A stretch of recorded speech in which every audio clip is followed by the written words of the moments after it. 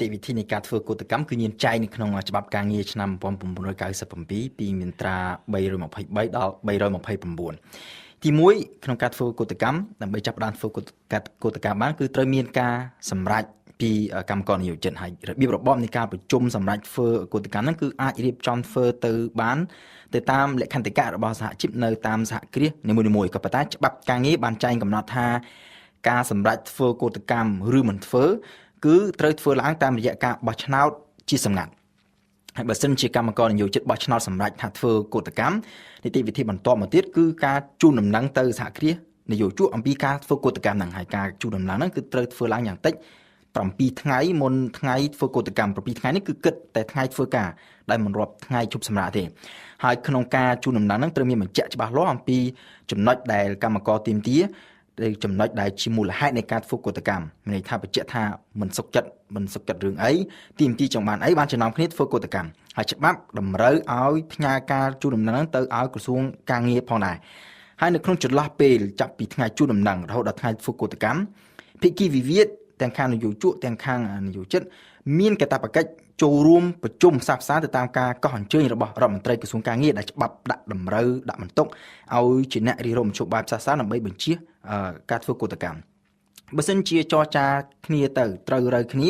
អញ្ចឹងកោតកម្មនោះមិនបាច់ធ្វើទេត្រូវលុបចោលវិញក៏ប៉ុន្តែបើសិនជាដល់ថ្ងៃកំណត់ធ្វើកោតកម្មហើយការចរចាមិនត្រូវគ្នាផ្សះផ្សាគ្នាមិនបានវិវាទនៅតែមានអញ្ចឹងនយោជិតកម្មករអាចចាប់ផ្ដើមធ្វើកោតកម្មឡើងមួយវិញទៀតឌីណាតាសហគ្រាសនយោជកអាចកាត់ប្រាក់ខែកម្មករនយោជិកដែលចូលរួមធ្វើកោតកម្មដែរទេប៉ុន្តែការពិតច្បាប់ចែងថាកិច្ចសន្យាការងាររបស់កម្មករនយោជិតដែលសម្រេចចូលរួមធ្វើកោតកម្មគឺត្រូវជួជាបណ្ដោះអាសន្ននៅក្នុងអំឡុងពេលធ្វើកោតកម្មមានន័យថាកម្មករនយោជិតមិនជាប់កាតព្វកិច្ចក្នុងការបំពេញការងារហើយក៏មិនមានសិទ្ធិទទួលបានប្រាក់ឈ្នួលដែរដូច្នេះសហគ្រាសនយោជកអាចកាត់ប្រាក់ខែកម្មករនយោជិតណាដែលចូលរួមធ្វើកោតកម្មក៏ប៉ុន្តែកាត់ទៅតាមតែចំនួនថ្ងៃដែលធ្វើកោតកម្មហ្នឹងហើយក្រៅពីកាត់ប្រាក់ខែនេះច្បាប់ហាមឃាត់ដាច់ខាតមិនឲ្យសហគ្រាសនយោជកដាក់ទណ្ឌកម្មអ្វីផ្សេងទៀតទៅលើកម្មករនយោជិតដែលដោយសារតែរឿងចូលរួមធ្វើកោតកម្មហ្នឹងទេការមកឈប់ការងារកម្មករដោយសារតែរឿងចូលធ្វើកោតកម្មហ្នឹងក៏រឹតតែមិនអាចធ្វើបានទៅទៀតច្បាប់ហាមឃាត់ដាច់ខាតដូច្នេះនិយាយសរុបមកវិញកម្មករនយោជិតណាដែលមិនចូលរួមធ្វើកោតកម្មគឺនៅបន្តធ្វើការងារហើយទទួលប្រាក់ខែជាធម្មតាកម្មករនយោជិតណាដែលចូលរួមធ្វើកោតកម្មគឺត្រូវកាត់ប្រាក់ខែធ្វើកោតកម្មប្រហែលថ្ងៃគឺកាត់ប្រាក់ខែប៉ុណ្ណឹងថ្ងៃហើយពេលចប់កោតកម្មកម្មករនយោជិតត្រូវមានសិទ្ធិត្រឡប់ចូលមកធ្វើការវិញជាធម្មតាដោយមិនត្រូវទទួលទណ្ឌកម្មអ្វីបន្ថែមហើយក៏មិនត្រូវមានការបញ្ឈប់ការងារដោយសារតែរឿងធ្វើកោតកម្មហ្នឹងដែរចុះបើគ្រាន់តែជ្រើសរើសកម្មករនយោជិកផ្សេងឲ្យមកធ្វើការជាបណ្ដោះអាសន្ននៅក្នុងពេលដែលមានកោតកម្មដើម្បីធ្វើការជំនួសនយោជិកដែលកំពុងតែធ្វើកោតកម្មតើសហគ្រាសនយោជកនឹងអាចធ្វើបានដែរឬទេនៅក្នុងច្បាប់ការងារត្រង់មាត្រា334គឺមានចែងហាមឃាត់ច្បាស់ថានៅក្នុងអំឡុងពេលធ្វើកោតកម្មគឺត្រូវហាមឃាត់មិនឲ្យនយោជកជ្រើសរើសកម្មករនយោជិតផ្សេងមកជំនួសកោតករទាំងអស់ទេលើកលែងតែការជ្រើសរើសហ្នឹងធ្វើឡើងដើម្បីធានាសេវាអបបរមាក្នុងករណីរឿងសេវាអបបរមានេះគឺមានចែងនៅក្នុងច្បាប់គឺថាក្នុងពេលមានកោតកម្មច្បាប់ការងារចែងអនុញ្ញាតឲ្យសហគ្រាសនយោជកកេណ្ឌកម្មករនយោជិតមួយចំនួនណាមួយឲ្យបំពេញការងាររ៉ាប់រងសេវាអបបរមា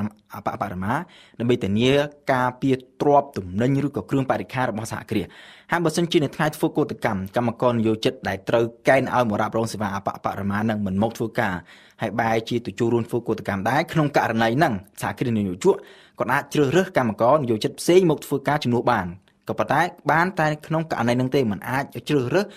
កម្មករផ្សេងទៀតដែលចូលរួមធ្វើកតកម្មទាំងអស់ហ្នឹងมันអាចជំនួសបានទេហើយក្រុមបញ្ជាក់ដែរថាករណីដែលកម្មករណាដែលត្រូវកេណ្ឌមកឲ្យរ៉ាប់រងសេវាអបបរមាហើយមិនបង្ហាញមុខធ្វើការទេគឺកម្មករនោះត្រូវចាត់ទុកថាមានកំហុសធ្ងន់ដែលអាចទទួលរងទណ្ឌកម្មហើយចុះបើសិនជាសហគ្រាសនយោជកជ្រើសរើសនយោជិកផ្សេងមកជំនួសកោតករក្រៅតែពីករណីសេវាអបបរមាតើមានច្បាប់ចែងអំពីទណ្ឌកម្មអ្វីដែរបើសិនជាសហគ្រាសនយោជកគាត់ជ្រើសរើសកម្មករនយោជិតផ្សេងមកជំនួសកោតករទាំងអស់ឲ្យតែអ្នកណាធ្វើកោតកម្មគឺចំនួនទាំងអស់ដោយក្រៅពីករណីសេវាបរមាក្នុងករណីហ្នឹងនយោជកមានកាតព្វកិច្ចបើកប្រាក់បៀវត្សឲ្យកម្មករនយោជិតជាកោតករទាំងអស់ក្នុងអំឡុងពេលធ្វើកោតកម្មដោយបានលើកឡើងខាងលើថាធម្មតាកាលណាកម្មករនយោជិតដែលចូលរួមធ្វើកោតកម្មគឺគាត់មិនត្រូវបានទទួលប្រាក់ឈ្នួលទេសម្រាប់ថ្